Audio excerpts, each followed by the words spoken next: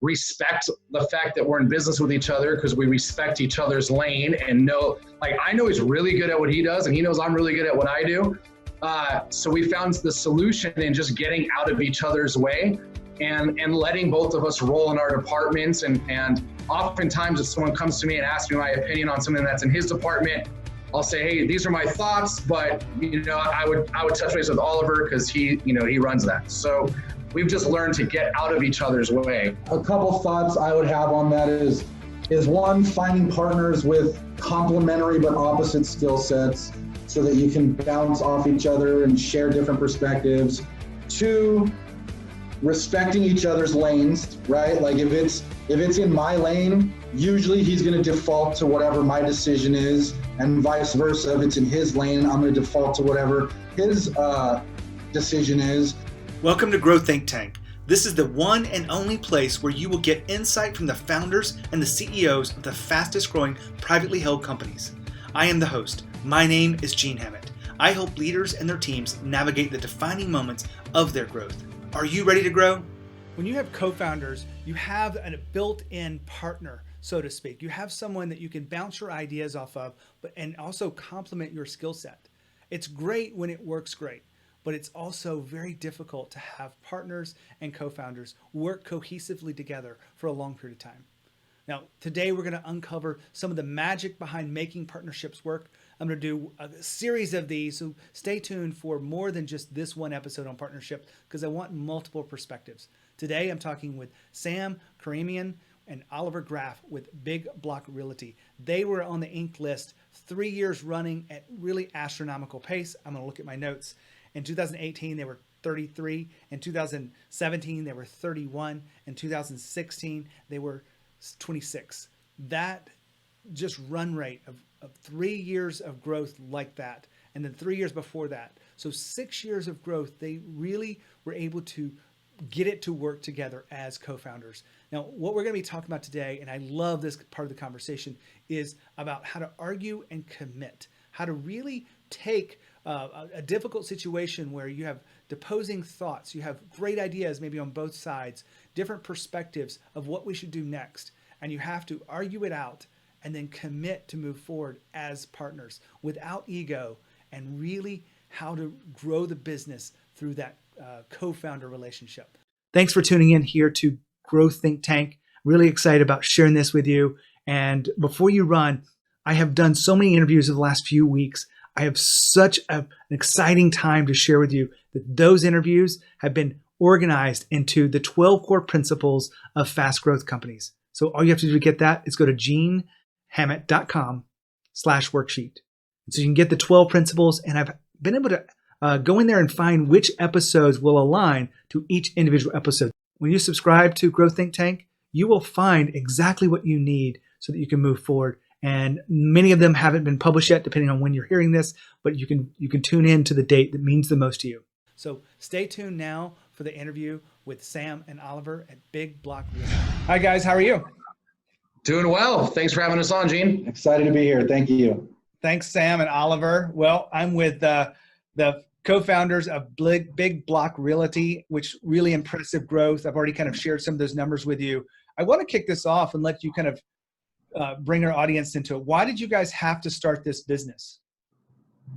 Well, for us, we wanted to create something in the real estate and brokerage space that really hadn't been done. Our model was really simple. We wanted to create a system that put our customers' best interests first. So we created a brokerage that's really high on support, commission, service. We just wanted a place that we were excited to work, and we decided to go create it for the industry. Now, is there a specific sector of the real estate industry that you guys focus on?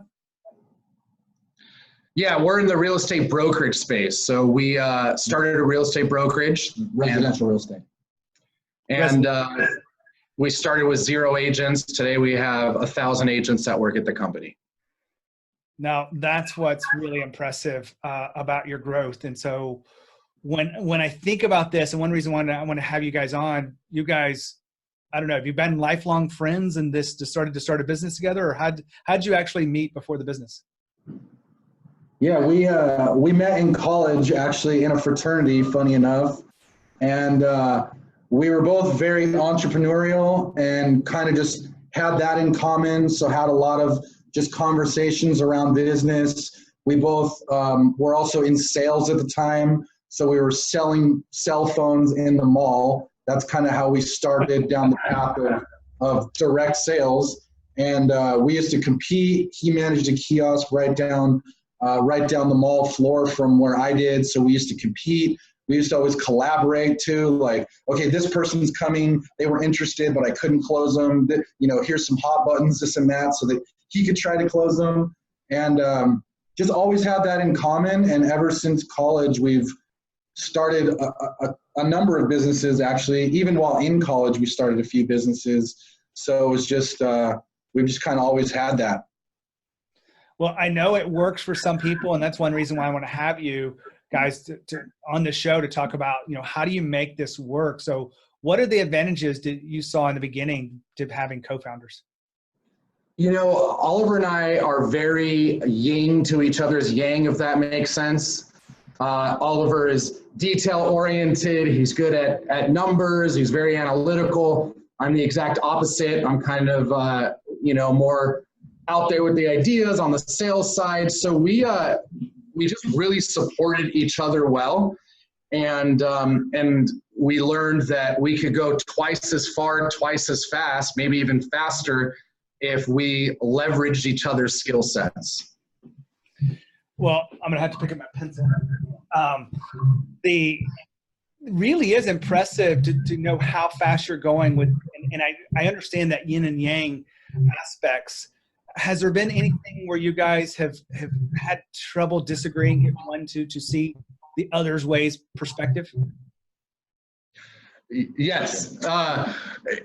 It's gotten a lot easier, and I can kind of touch on how and why, but as an entrepreneur, you have a lot of pride behind what you're doing, and you obviously are confident in yourself. So oftentimes we would have different perspectives on the same agenda or challenge, and it would get heated and we'd argue it out. We always hugged it out at the end. So there's certainly challenges of just who's right and ego and all these different things. But over the past few years, we've learned to respect the fact that we're in business with each other because we respect each other's lane and I know he's really good at what he does and he knows I'm really good at what I do. So we found the solution in just getting out of each other's way and letting both of us roll in our departments. And oftentimes if someone comes to me and asks me my opinion on something that's in his department, I'll say, hey, these are my thoughts, but I would touch base with Oliver because he runs that. So we've just learned to get out of each other's way. Now, Oliver, would you agree to that? You learned to do it? Yeah, a couple thoughts I would have on that is one, finding partners with complementary but opposite skill sets so that you can bounce off each other and share different perspectives. Two, respecting each other's lanes, right? Like if it's in my lane, usually he's going to default to whatever my decision is, and vice versa. If it's in his lane, I'm going to default to whatever his decision is. And then also we have mediators, right? Like we have a few mentors and a few coaches that we work with where if we're really deadlocked on something, it's like, all right, look, let's stop arguing and let's just consult our counsel, our mentors, our group of peers that we trust, and then kind of take it to a vote, so to speak. I am curious, you mentioned coaches. I coach a lot of fast growing companies. What's the one single best advice you got as it relates to growing the business fast from your coach? Oh man, that's a tough one.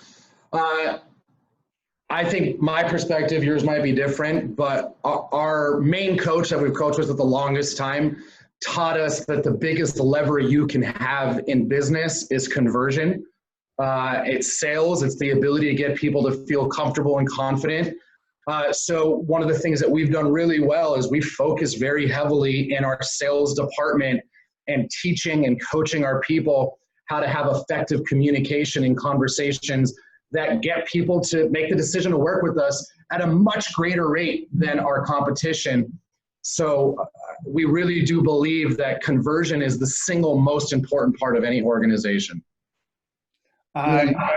It's hard to argue with that, I'm sure.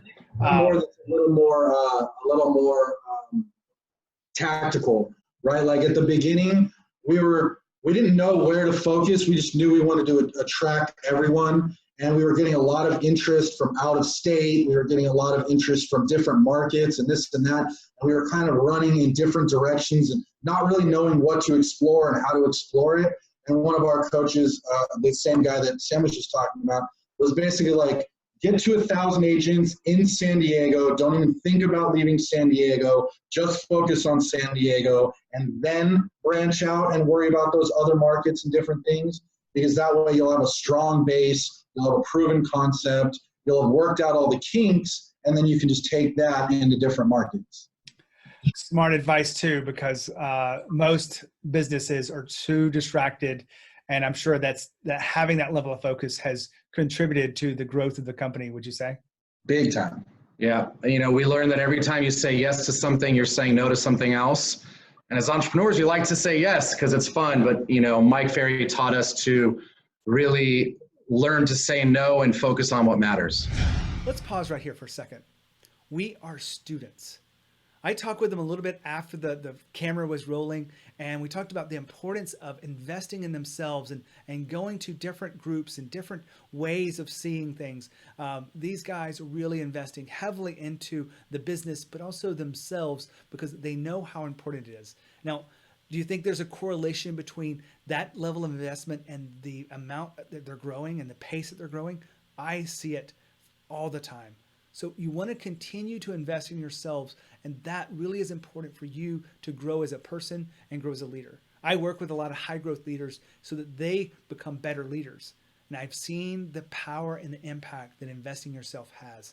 Now back to the interview. I want to go a little bit deeper with this whole concept of working together. So how did you find, sharing things specific you can find, just making it work as a co-founder?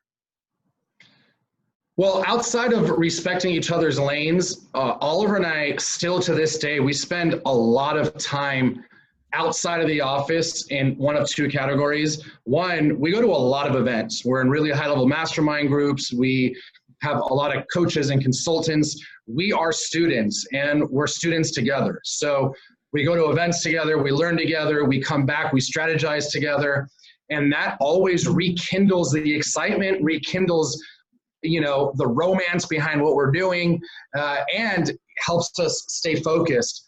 So I really believe that a big part of our ability to think and grow together is that we're learning and strategizing and putting ourselves in the right environments together. For me, I know that that's been huge. Well, this kind of reminds me of the whole mantra that I think a lot of fast growth leaders live and die by, which is change or die. You're always learning, right? Does that relate to you, the change or die? Absolutely. We're always talking about that. One of the things that we ask ourselves often is what could kill us in the next 3 to 5 years? We're always trying to look at what's happening down the road so that we can pivot internally and find ways to complement changes or make money with changes. And a big part of that, again, goes back to being in the right environment. When you're in the right room with the right people, you ask yourself questions and think about things you wouldn't otherwise do. I want to take a little bit of pivot here because I want to look at some of the mistakes you may have made, because this is a chance for, I'm sure that you had to work through some difficult times, but there are other people listening in here that have partnerships that maybe things aren't going as well. What are some of the mistakes that you learned from? First thing that comes to mind is back to kind of what we were talking about earlier. We said yes to things we shouldn't have said yes to. There's a lot of shiny objects and opportunities out there. So we explored things that maybe in hindsight we shouldn't have opened a location as early as we did. We shouldn't have started different JVs and businesses that we did. But it was all under the idea that, we wanted to have more opportunity. So I'd say one of the biggest mistakes would probably be just saying yes to too many things. And learning to respect the idea that if you focus on the most important part, everything else works. And for us, that's growth and recruitment. Fantastic. Oliver, you want to add to that? Is there a mistake that stands out on in your that mind? note of just focusing on too many different things, like we kind of had the shiny red ball syndrome. And that was another thing that we were coached on at an event specifically. Our coach basically said, look, you've got to focus on only things that are related to real estate that directly touch a transaction and say no to everything else. And so we literally have a contract that's up on my wall in the office where we both signed it, and it basically says we are only allowed to focus on these few things, and we listed them out, and that was it. We both signed it, and that was like 4 years ago probably, and ever since then we've only focused on those things, and we've been able to, it's been a lot more clarity around what to say no to. Too many projects. Did you hear that? There were too many projects, too many distractions. And in fact, you could say both of those things together, the shiny object syndrome or the too many red balls balancing, are all the same issue. So if you want to grow fast, you want to make sure that you are really clear about the strategy that you're committed to and that everyone else is aligned around that strategy. Because as a leader, if you are wishy-washy and you're always flipping back and forth and you're really not able to commit or get others to commit, you really will miss the opportunity to have the kind of alignment you need for fast growth. I work with companies to get people to take more ownership of the work. And so when they think about responsibility of their work, they'll trade their time for their paycheck. But when they have ownership, they know what they're doing really matters. And they'll be aligned to that one strategy when you have it defined clearly. So as a leader, if you have any thoughts about where your strategy is, you have some debate, and you need someone to help you through it, make sure you reach out. I'd love to get to know you and see the work you're doing and see how I can help you figure those strategies out. Now back to the Well, I appreciate you saying that, because it's probably had a big impact to your overall growth, and you wouldn't be where you are had you not had that level of coming together and alignment. Would you agree to that? 100%. Yeah. What happens when you guys reach one of those really sticky situations where, really one believes one way, the other one believes one way, and you've got to make a decision, and then you have to, whoever, let's say, idea doesn't come into that, you still have to commit to the other idea. Does that happen with you guys? All the time. It happens all the time. One of the things that we kind of have a handshake agreement around is that if we're stuck on something, like I said, we'll take it to our circle of peers and that we trust. We also have a VP here who's kind of a third pivot person that we bounce stuff off of. But then our handshake agreement is that, look, whoever loses, whoever's, just has to have no ego about it and just be on board. And that's why I've had to swallow it a couple times. He's had to swallow it a couple times. And we just kind of agree that that's the way it is. And because of that, there's no foul feelings around, look, we're going to take it to our circle, whatever we collectively agree on, that's the decision, and that's kind of it. And then we don't look back on it. Yeah. You guys look like pretty easygoing guys, but at some point in time, it's got to get pretty heated. So are you guys okay with that confrontation and really speaking your mind, but then also being able to commit after the fact when you decide which way we're going to go? Yeah. Look, I mean, we've had our fair share of battling it out. I mean, I remember sometimes, especially in the early days, we'd be in our different offices, like yelling at each other from across the office about our perspective, our opinion. But back to that handshake agreement, we really love and respect each other. And because of that, it makes everything else work. Like, I will battle it out until we take it to vote. And I will make my piece. I will make my pitch. I will put it all on the table. But the power of the vote is that it allows you to shut up and live with the decision. And, we've never crossed that. So I think if you can build that relationship, that agreement with your co-founder, and you battle it out until you take it to vote, and you both can live with the decision that's made, it helps you shut up as soon as you need to. I think some of the danger that happens, and I know it probably happens sometimes, but you try to find middle ground. But middle ground ends up being probably a weak solution either way. That's murky waters. So you guys really are, looked like to be pretty comfortable with this whole argue and commit, would you say? Yes. Yeah. I mean, we fight it out like brothers sometimes, but like you said, like we'll always hug it out afterwards, and the people that we go to for advice we're both very trusting in their feedback and what they have to say. And then once, like you said, once we take it to vote, then, we've gotten everyone's feedback. We've heard all the points of views. And if it's decided one way or the other, then that's just what we go with. And we don't look back. We don't look in the rearview mirror. Well, I want to give you a chance to talk a little bit about making the Inc. list 500. And literally, I'm going to go back to my notes. In 2018, you were number 33. 2017, you were 31. 2016, you were 26. So that's really impressive. You understand the math of being a fastest growing company out there. What would you share back with those listening in about how do you actually do this repeatedly over a series of years? I think that for us, I default to two things. First is we've always been committed more than anything in our business to our customers' experience. We really believe that if we can continue to deliver wow experiences and always focus on the customer's best interest, that you can't quantify that on paper, right? You can't carry the zero. You can't do things to mathematically equate what that means. But we are passionate about our customer. We're passionate about their experience. And that has given us a big part of our growth is organic, because so many people are sharing the story and so many people are putting it out there and helping us grow. And then the second thing is we really we're very hungry. Enough is never enough.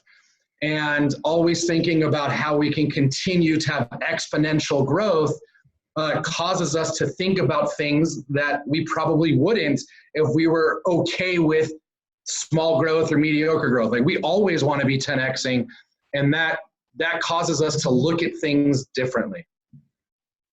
Well, that is really a lot to take in. And as business owners and high growth leaders, I'm sure that they feel the same way about that customer experience and getting other people. When you guys have, leadership, you think about developing the leaders of your company. What is something that you your mantra around developing those people to think for themselves, make those decisions, and really take ownership of the work that they do? I would say first and foremost, our hiring process is really strong. We try to actively repel people from wanting to work here, and thereby it kind of forces the cream to rise to the crop, the cream of the crop to rise to the top.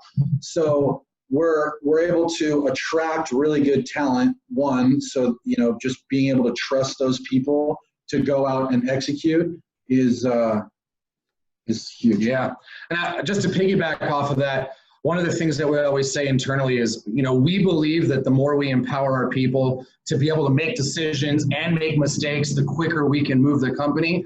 So our motto here with our staff is like, we don't care if you do something wrong. We look at that as an opportunity to have a case study around how to make it sure that we do it right next time. So, we don't scold people. There's, no one here is really afraid about making a mistake with a ball that's in their court, because if they do make a mistake or do it different than we like, that gives us an opportunity to use that as a case study and make sure that they do it right in the future. And I believe that empowers them to pick up the bat and swing and make decisions and all that good stuff. Well, go ahead. Almost everyone in the company has either started at the front desk or on the sales floor. So that's something that we also believe in, is really giving the people that front end experience so that they're dealing with the customer firsthand. They're hearing the problems, they're hearing the challenges, and then we'll move them up and just hire a new person for the front. So by doing that, everyone's got that front end experience. They've kind of got some battle scars, and they understand the business a lot better. So they're able to make clearer decisions because they have a better understanding of the full picture. Well, all this wrapped up together makes a great episode here for the Growth Think Tank. I really appreciate you sharing with us about, making partnership work and making co-founders really successful. So if you wanted to our audience to find out more about you, where would you send them to? You can check us out at bigblockrealty.com, or you can find us on Instagram or Facebook. I'm the 90, number 9, TH0 spelled out, and he is Oliver Graff 360. Is that right? Yep. Fantastic. Well, thanks for being here at the Growth Think Tank. Appreciate it. Thanks for having us. Great interview. Wow, just love that interview. That's the first time I've had partners come on my show before. After hundreds of episodes, this was the first time. And I really appreciate the perspective of how do you move forward as co-founders and partners and grow as fast as you're growing. Now, one of the things that I really like about the end of that interview was about the empowerment and their relationship with failure. It's been talked about many times on the show, but you really want to empower the people around you to fail, because if you hold them back and get them used to not taking risk, they'll never take them. They'll assume that that's part of the culture. But if you empower them and you have a positive relationship with failure, that we're going to learn from this and we're going to move forward, you can grow really fast. And Big Block Realty is an example of just that feat. So hopefully you've enjoyed this interview talking about making co-founders work, but also some of the intricacies of making a business grow fast. So as always, lead with courage, and I'll see you next time.